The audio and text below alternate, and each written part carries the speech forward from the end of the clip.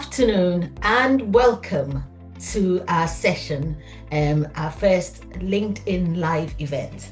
We are so thrilled to have you here, and if you're here with us this afternoon, we know you're in for a really lovely, insightful 30 to 40 minutes. I have the great pleasure of introducing our guest on MentorMeet, our live MentorMeet meeting today. And our guest today is Susannah Chambers. We're thrilled and extremely grateful to introduce you. And Susannah, we're so thrilled that you can be with us today. I'll say a little bit about you, and if I missed anything out, because you're super talented and super multi-dimensional in so many ways. So if I miss anything out, Susannah, please do fill them in. But you have over 20 years of experience in coaching. And we met you when you were a Cambridge tutor on the undergraduate certificate course. And so you're the cohort lead as well for that. And you also have many, many coaching contexts. So you've worked in many different organizations, world leading fintech organizations.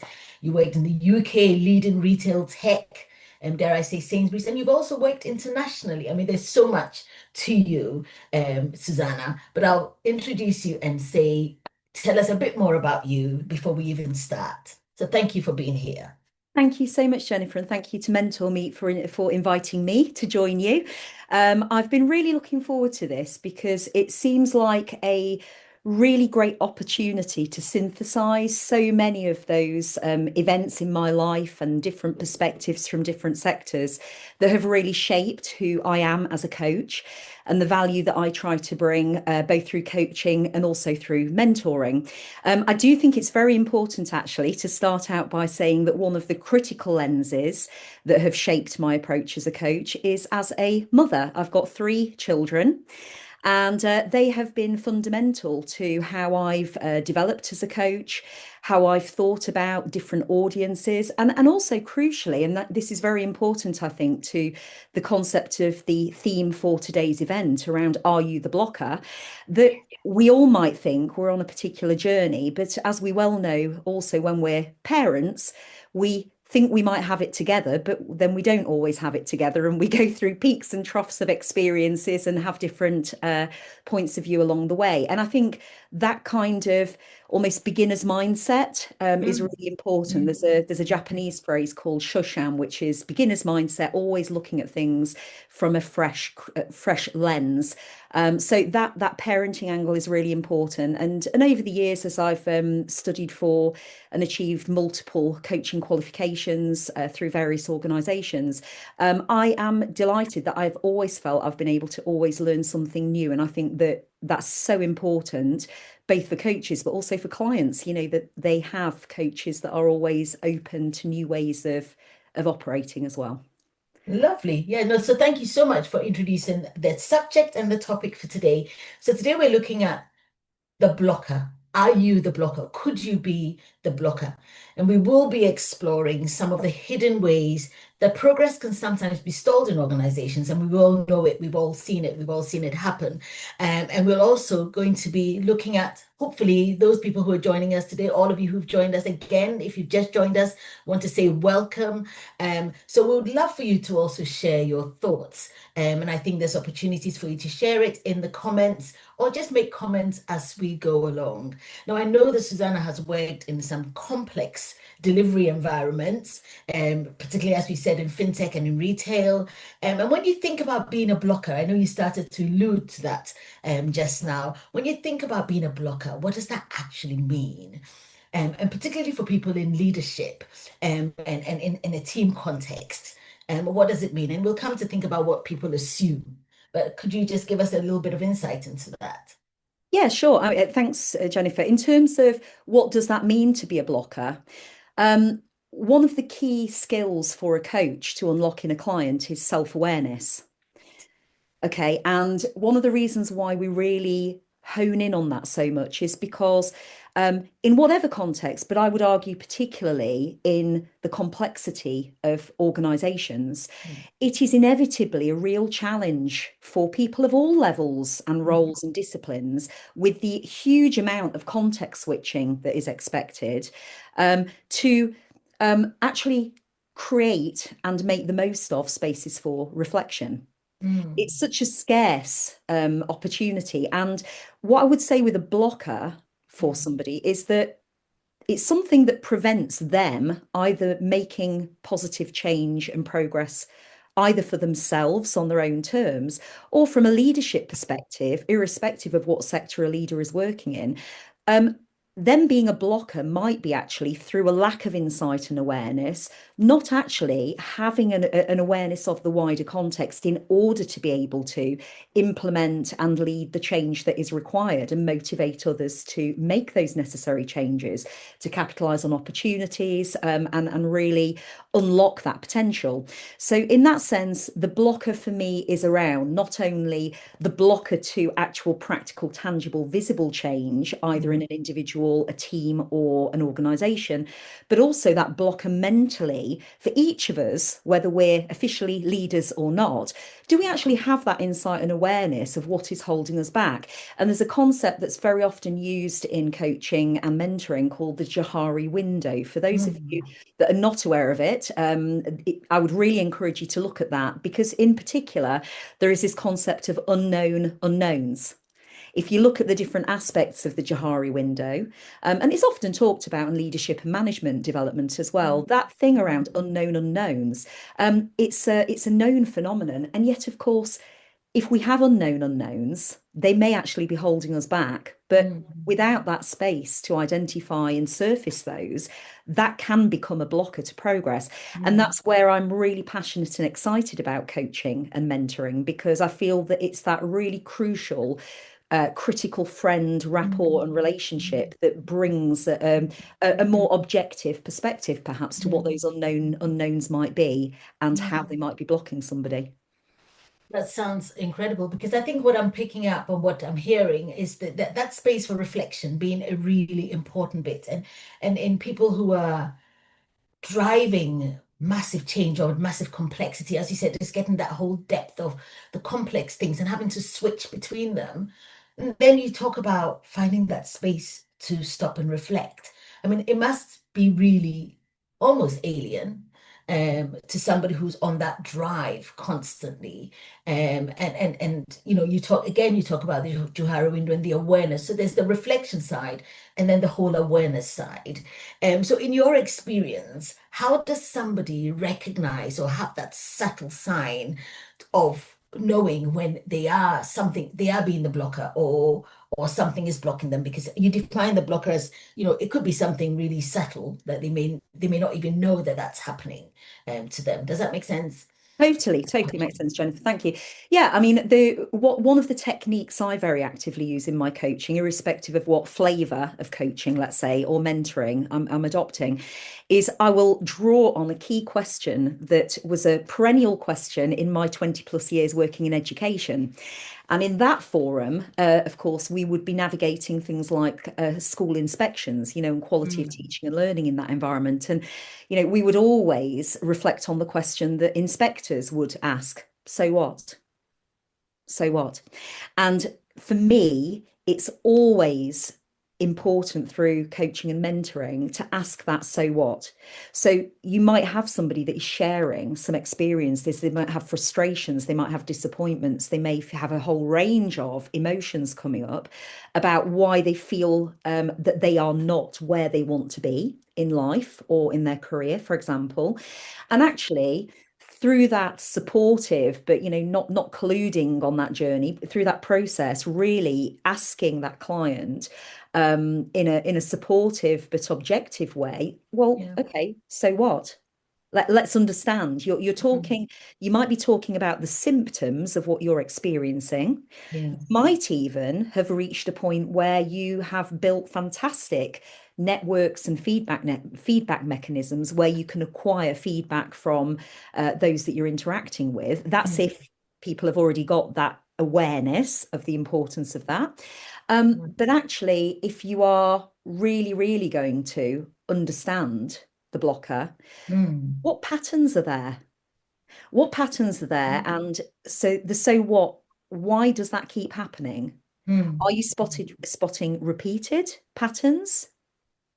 So what does that tell us about Yeah. what might be going on? What are the common themes that are linking those examples? And of course, it's always very useful, and I use this a lot in certainly mentoring, but also coaching. Really Yeah. trying to get hold of those examples in as granular, vivid a way as possible so that the client or the mentee is really experiencing as closely as possible, stepping through, well, what did that feel like? Oh, I experienced that. But then there were those 10 other times that that happened. Yeah. And there were those 10 other times somebody gave me this feedback, but really kind of creating that space and legitimizing that space for Yeah. reflection Yeah. in what we all know is an increasingly busy world requiring that context switching. Absolutely, absolutely. And I think that that's really interesting. And often, I mean, when I first hit you, when we first muted the topic about are you a blocker, and I just imagine that most of us, when we're in work or when we are trying to drive something forward, you never think about yourself as being the blocker. It's always going to be somebody else, right? And it's only when you come unstuck that you begin to think, and thinking through about the Johari's window is the unknown, even some of the things that we don't know about ourselves. And Mm, so that space for reflection is crucial, but many, many of us don't actually feel almost, you use the word legitimize that space, but mm. it's a very powerful word to think about how legitimate is it for me to stop and Absolutely. Mm. Yeah, definitely. And I think again, let's be real about this. I think we are living now in a climate and a culture where I do feel that there is increased transparency and acceptance about this concept of failure, right? yes. Now again, I absolutely do not want the takeaway from this conversation we're having, Jennifer, to be Susannah says coaching and mentoring are great because they enable you to fail, right? That is not the headline message. But what I am saying is that I think that where there is broadly in culture and society now, I believe, a positive trajectory towards talking more openly about what is that concept of failure, whether it's in our own terms or as measured by organizations we're working in, people that we're interacting in, society's expectations. If we're talking more openly about failure, then it is really important that we encourage people, I think, to take that space and understand what that means on their own terms. Because my one worry about this concept about uh, failure and have you achieved your goals in life or work or what have you is I think we're slightly at risk of over glamorizing it actually, in terms of, oh, I'm a great leader because I lean into my failure. And I think that is great as a shift. But actually, to do that, but not in parallel with that, to actually be leaning into the learning and engaging with our own journey of development, Mm. on which I believe coaching and mentoring can really play a key part, I think is really not only a missed opportunity, but I think it's actually quite dangerous because then you're kind of modeling some behavior to colleagues and people that you're trying to lead, but you're not, as I say it, modeling the behaviors you want to see. You're not leading by example. Now, I really believe that if people, particularly leaders in organizations, are visibly engaging with their own coaching or mentoring journey, whereas some people, for example, might think, oh, if I am known to be accessing a coach or a mentor, people might think I failed. People might think that I'm not on top of my game.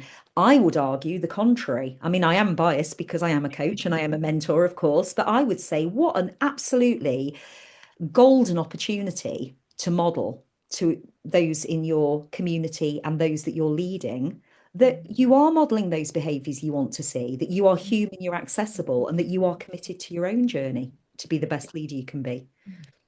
Absolutely. And I think once you've experienced that coaching and mentoring as well, there is also that sense of how you can then also mentor somebody in as a leader. And you're right about not leaning in only into, the bit about it's fine glamorizing that there's something to learn from failure, but actually taking those steps to learn from them. And we might think that, oh, you can do that by yourself, but you're absolutely right. It's that space to reflect, but also having somebody who can also hold up that mirror, isn't there, to you, because there's only so much you can do in terms of personal reflection without having somebody there with you who can help explore even deeper around those issues that you're finding and that have led you to where you are. So that's great. So then the next question for me then was really about if someone is watching today, um, and is th suddenly thinking, maybe I am the one blocking things. Maybe I am the blocker. What is the simple, I know you've alluded to some of this, but what is the first simple step that they could probably take to shift that thought or do something about it? Well, I have touched on this already, and I'll just Yeah. lean into it a bit more. I always think that the first step is making what certainly in an organizational context is a very common phrase now. You're making data-driven decisions, right? The number of times I'll coach or mentor somebody and they'll make sweeping statements initially when they start on that journey about, well, I know this to be the case, or I know this not to be the case. And when you actually ask why or how they know this, silence. Break your side. Because actually, we've all got that inner voice, right? It's very, very easy as we're going through the day to day, whatever context we're working in, to amplify that inner voice that is telling us a particular narrative about why things are the way they are. And in terms of actually understanding, are we the blocker, Mm, or is it related to something that we can influence around us rather than yeah. us being the blocker?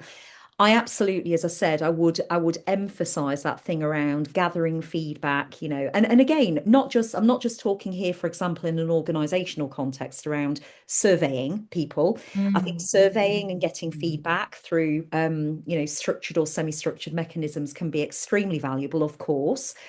But then to go beyond that, what do you then do with that data? And I think, unfortunately, I think there in society and in the economy, there tends to be a disconnect between gathering data in a kind of quantitative, measurable way. mhm, But then again, the time and space is not always then capitalized on or created in the first place to actually really lean into that from an mm, individual perspective. So, say, for mm, example, a leader that might be getting feedback, they might look at the data in the whole, but they just might not have the time or the inclination or the awareness for all kinds of reasons as a starting point to look at that data and spot the patterns. mm, So that mm, would be my first mm, recommended starting point. Even mm, if you don't access coaching or mentoring for whatever reason,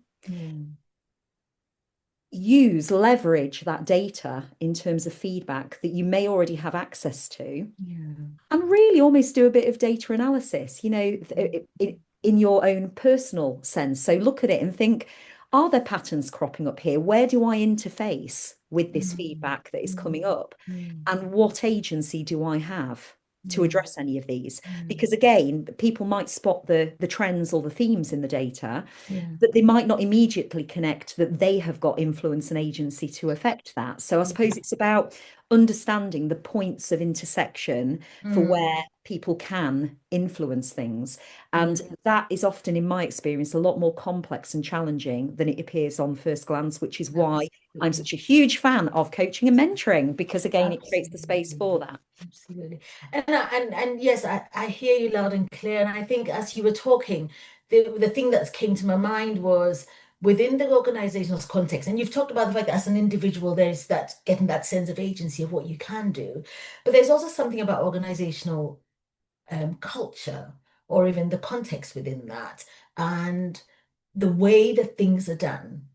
And if you're in an organization where the space isn't created for either reflection or even deep diving into some of those things and spotting the patterns, then how does one do that? So there is that challenge, isn't there, Susanna, around that particular, and I know you've worked in organizations like that, so you could probably bring some insight into Yeah, that.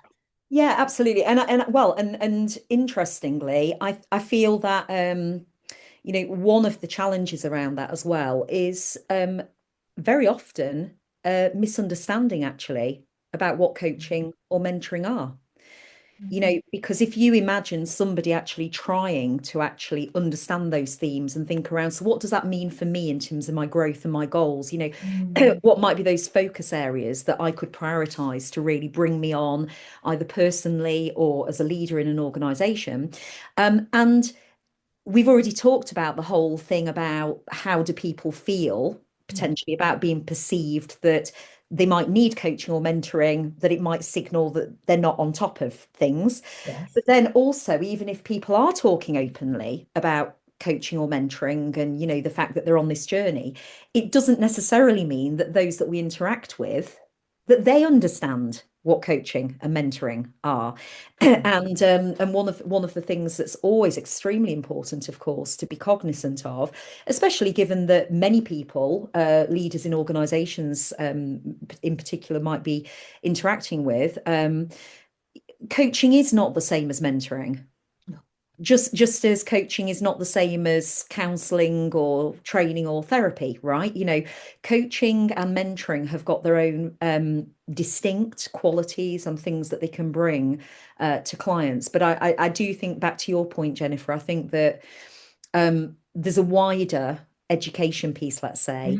If we are engaging in coaching and mentoring in an organization, for example, how confident do we feel that those around us understand what the purpose of that is? Yeah. Yeah, no, that's a really good question. And if they're leaders of organizations here, or people who are driving things in their organizations, and they're thinking about that, what is the key? What is sort of some of the things that they could do to perhaps create that culture that allows people to feel that they can lean into getting support and help? Um, what could Okay, be? yeah. Well, I mean, a very tangible example, and I've seen this done both formally and informally.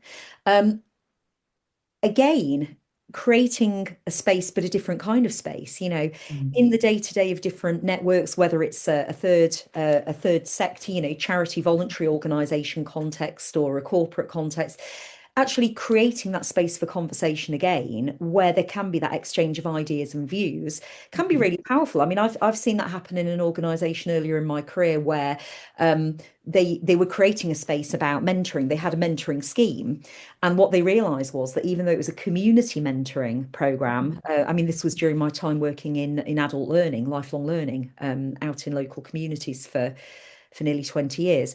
They created that space. They badged it as it was a space for mentoring conversations, and it was really fascinating. In a group coming together that you might have expected on the face of it had a united and aligned understanding of what mentoring was. Yeah.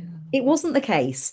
But if they hadn't created that space to understand, they would never have known about the misalignment of that. Now, another example, which has been absolutely fantastic to observe, is actually seeing an informal, spontaneous initiative by somebody where a leader that had been coached didn't create a formal space, but they actually, in the day-to-day rhythm of what they were doing, they actually commented to their colleagues saying, I've been coached by so and so, Okay. and I've been coached to show up in a more positive way at meetings, for Mm, example. mm, mm. Now, in that situation, there was no need for that person to share that with their colleagues, but they Yeah. clearly felt compelled. Now, you've got to ask yourself, what kind of impression, what kind of impact does that have more broadly in the organization if somebody hears a senior leader say, oh, and by the way, I've been coached on this. Yeah. Absolutely. And I Absolutely. do think there, I do think that you don't need a huge amount of budget for that. I was going to come on to that, because for lots Yeah. of organizations, they're probably thinking ROI, how do I get a return on the investment in what I'm doing with my people? Yeah. Yes, interesting that you touched on that. Yes. Mm. And you're right. I think it's very powerful for somebody to be able to show that vulnerability. And I think more and more, I think coaching is becoming something that people are recognizing. Coaching or mentoring is becoming something that they're. I worked in an organization where they had reverse mentoring. And there was something powerful about that. And it showed leaders prepared to listen and to hear. And as you talked about, that reflection and the awareness. And I think those are the two powerful things that I'm hearing, is space to reflect, but also a sense of an awareness of who you are. And if you're thinking of being a blocker, Yeah. then that sense of holding that mirror and being aware of the areas that might be you might be blocking things. I've got, Absolutely. Yeah. And Jennifer, if I may just add to that, actually, I think there's another factor to this that again, whether somebody is a new joiner in a company or just, volunteering in local communities or what have you, right through to C-suite execs in organizations, in corporate organizations, um, the ambiguity element to this. One of the things that coaching and mentoring actually forces, let's say, I don't like the use the word forces because latterly in my career, I'm from an agile coaching background. And for those of you that are not sure what agility is, I'd really encourage you to look that up. But this idea of through those coaching and mentoring conversations, somebody may feel quite blurry and fuzzy and unsure about things, about why things aren't the way that they want them to be or to imagine. But coaching and mentoring forces the conversation about the reflection and the insights in a way mm, that wouldn't naturally happen day to day, right? So that thing about having an objective person. And let's face it, it's one thing feeling as if things aren't the way that you want them to be, but actually that perceived pain barrier of going through having to acknowledge, I don't know. I don't know why I don't feel great about this. yeah. I don't know why I don't have the answer. There are many, many people at whatever level of organizations, for example, that will feel unnerved by that. They often Mm, say, don't they, about how challenging people find change, even though we often get told absolutely. change is the only constant. I can't remember who said Yeah. that. But that concept of ambiguity, I think, is absolutely key when we think around, are we the blocker? Because there Mm, is an element there about, well, we might say we're committed to a goal, but are we actually prepared for having the resilience to not have the answer and to work through admitting that there is ambiguity there? And I personally believe, and from the thousands of coaching hours that I've done over the years, I believe that is one of the biggest blockers actually in people, that they don't like the feeling, they don't like the idea of actually having to say, I don't like this, I don't like feeling like I don't have the clarity about this. It's tough for people to work mm, through sometimes, mm, which is mm, why having a coach or a mentor can be such a mm. powerful relationship. Amazing. Amazing. I mean, if anybody isn't convinced about the benefits of having a mentor or a coach, having heard you speak today, I think that I don't know how much more anybody can be convinced. But in case there is anybody here thinking, well, I can get the same thing. I mean, I think that the powerful thing you said, Susanna, which was the bit about that admitting that I don't know, and how that makes you feel as somebody who's leading on something, and that ambiguity, uncertainty, all of that stuff that comes to play. What if somebody's sitting here thinking, oh, all this coaching and mentoring, there must be other ways of doing this, and I'm sure I can figure it out. What would you say to that? Well, I certainly wouldn't discourage anybody from trying to work it out themselves, of course. I mean, at the end of the day, we all work with what we've got at a given moment in time, right? There's a concept that I've certainly used a lot in my agile coaching work called prime directive. And Right, it's this idea that we make the best decision at a given moment in time using the best information that we have. right. And so I would wholeheartedly always encourage anybody, irrespective of whether you feel that you're ready to engage on a coaching or mentoring journey, or if you've got other barriers that you feel, whether it's in terms of accessing, funding, if there's paid for coaching and mentoring, that clearly, is something that comes up a lot, isn't it, as a Mm, as a mm, consideration for people. Um, I would absolutely say, really use as much information as you can. I mean, obviously, things like self-help books, they've been around for decades, haven't they? I think they've yeah. got as much currency and as importance as they ever had. And in fact, I'd hasten to add that any coaches that I teach, for example, or support, that is still actively encouraged. Do your Sure. reading, not just self-help books, but there are brilliant Yeah. articles in there in journals, about coaching and Absolutely. mentoring. And even though they are often written from the perspective of coaching practice or mentoring practice and development, you might again get some interesting insights in terms of seeing the scale of best practice there is out there, and you can then make an informed decision. Like I said, data-driven Mm, decision, mm, use the mm. literature that's out there to decide, well, Absolutely. do I think that there is a good case, from the literature that people that are in my position with these kind of challenges have been helped? Now, one of the things I know that we've chatted about, Jennifer, is that in terms of my own coaching background, I have I have coached in so many different aspects of coaching. I know we don't have time to go into those now, but say, for example, um, and I will come back to your question, Yeah, executive coaching. There's yeah. there's a lot out there about executive coaching. Okay. Now, in my experience, it's been fascinating because um, if people think about what can they do for themselves, I think that people almost impose their own perceptions around, well, what should I be doing to help myself in this particular role or how people are perceiving me? And Mm, actually, it might not be the actual support that's required at all. So, for example, sometimes when I've coached executives, I've had my own bias that I've brought in initially about what I believe that mm. somebody in their role or level might be looking for assistance with. Now, that is totally related to the 20 years plus of reading about executive coaching. Okay. Yeah. But actually, when it comes to it, on a number of occasions, what they've wanted to be coached on is nothing to do with corporate organizational leadership things. It's been, for example, life coaching type stuff or career coaching type stuff, or imposter Absolutely. syndrome has been No. a massively increasing one over the years. So I think in terms of what people can do to help themselves, do that reading. There is some really great stuff on social Mm, media as mm. well, including MentorMeet, of course.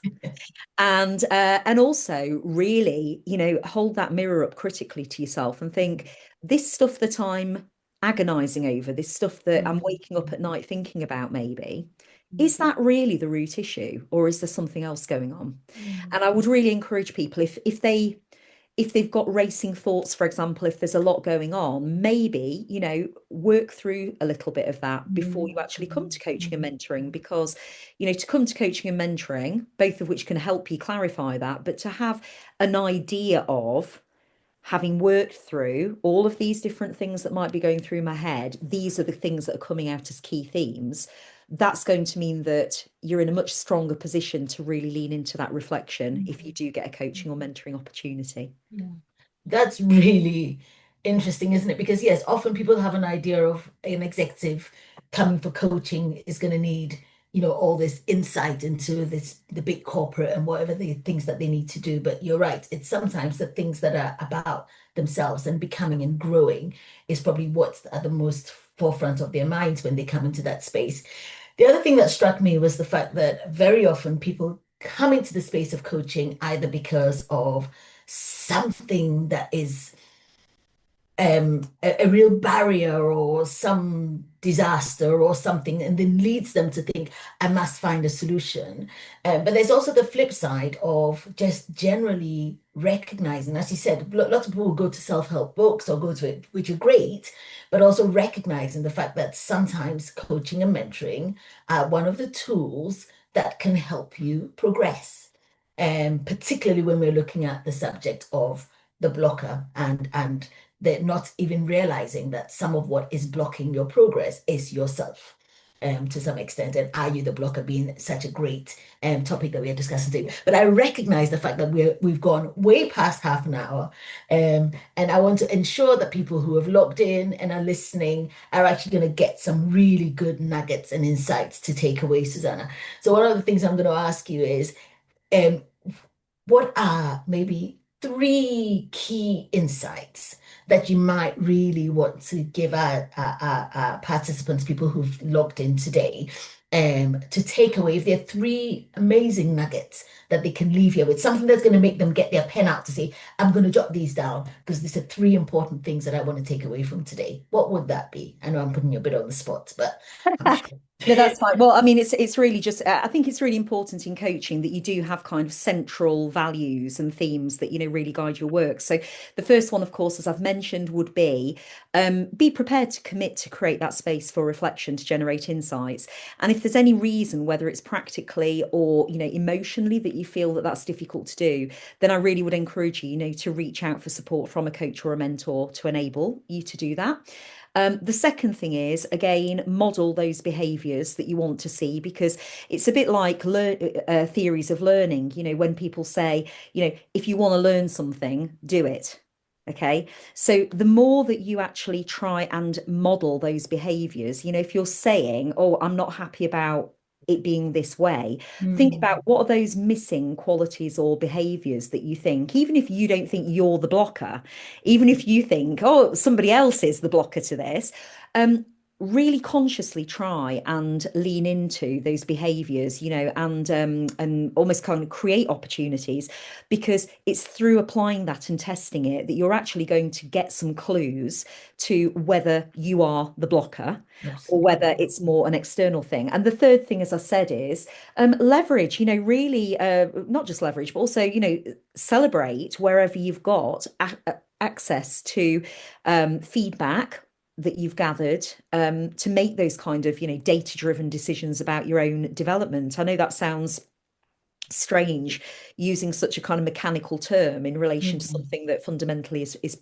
professional and personal development, but really, get that visible feedback there that you can really mm, hold yourself to account, whether you're on that journey on your own to reflect about what those areas for development might be, or if it's something that clearly it needs to be within data mm, data mm, mm. legislation Yeah, constraints. We yeah, can't be yeah, sharing feedback outside of that, but within whatever way that is achievable, yeah. to look at that with your coach or mentor, can be an extremely powerful position to be in, because then it's not just that inner voice, it's actually you're then triangulating that with what are other people telling me, as opposed to what am I imagining, what are people actually saying is the case, Yeah. and actually holding the mirror up in that way is really important. So those would be my three key things: creating space for reflection, modeling the behavior you want to see, and making data driven decisions on your growth. Awesome, awesome. That definitely made me pick my pen up and take note of those three things. They are powerful insights. And if people who've joined us today still remain curious about some of these things, I'm pretty sure that as the comments come through, or as MentorMeet looks at some of the comments that have come through, or the questions, that we will take some time to ensure that we are answering it and keeping the dialogue going. I think the most important thing with anything is curiosity. And if this has sparked your curiosity or has sparked some interest in discovering more about yourself or about what is the things that are blocking you, then definitely I think you're in the right forum and amongst the right people. So do keep the comments coming in, and do keep the dialogue going, and remain curious as well. I think that's key. But I love those three things, creating that space, emotionally, practically, whichever way it is, getting yourself a mentor or a coach, and modeling the behavior. I love that. And also making use of the data, intelligently using the data that's around us in terms of what is it telling us, and analyzing it, and how do we make use of what the intelligence that comes out of it is. Susannah, before I let you go, I would love for you to give us some final thoughts around this whole topic, and how people can use it, maybe. Just some final thoughts from you before Yeah, we let people fantastic. go. Thank you. Thanks, Jennifer. Yeah, I think a couple of things just to mention really. Number one, coaching and mentoring, even if you decide to explore that, if it's not already part of what you access, coaching and mentoring flexes, or it should be able to flex depending on your particular circumstances. Yeah, I think there can sometimes be a perception about, am I making the right choice to do Mm, coaching as opposed to mentoring, or am I doing the right kind of coaching, for example? If you've got a great coach or mentor, they will be able to design that support for you in a Awesome. way that addresses where you want the support. So, for example, as I've said, I never say I do a particular type of coaching. I always say I offer client-centric coaching. I Yes. blend that across various disciplines depending on the particular goals and circumstances of the Mm, client. So mm, I think that's the mm, first thing. If you are interested in exploring accessing coaching or mentoring, have that conversation with your yeah, coach or mentor and say, yeah, this is what I think I need right now. yeah, But how does that work if actually we end up going somewhere else with it? Or how do we negotiate that? And don't be afraid to negotiate that with your coach yeah, or your mentor. yeah, That's yeah. the first thing. The second thing I would say is that, based on my own experience of coaching and the feedback I've received from my clients, but also on the receiving end as an informal mentee, it only takes one person, even unexpectedly sometimes, to change the whole trajectory of your Mm, life. And I mm, do want to give a shout out to an ex-colleague of mine, actually, called Rob Cooper. And Rob ended up not formally being a mentor for me originally, but he was somebody that I met through a meetup group in mm, the Agile world. And I didn't ask for him to be my mentor, but he emerged as my mentor. And do you know what? He gave me self-belief in a field that I had no experience in at the time.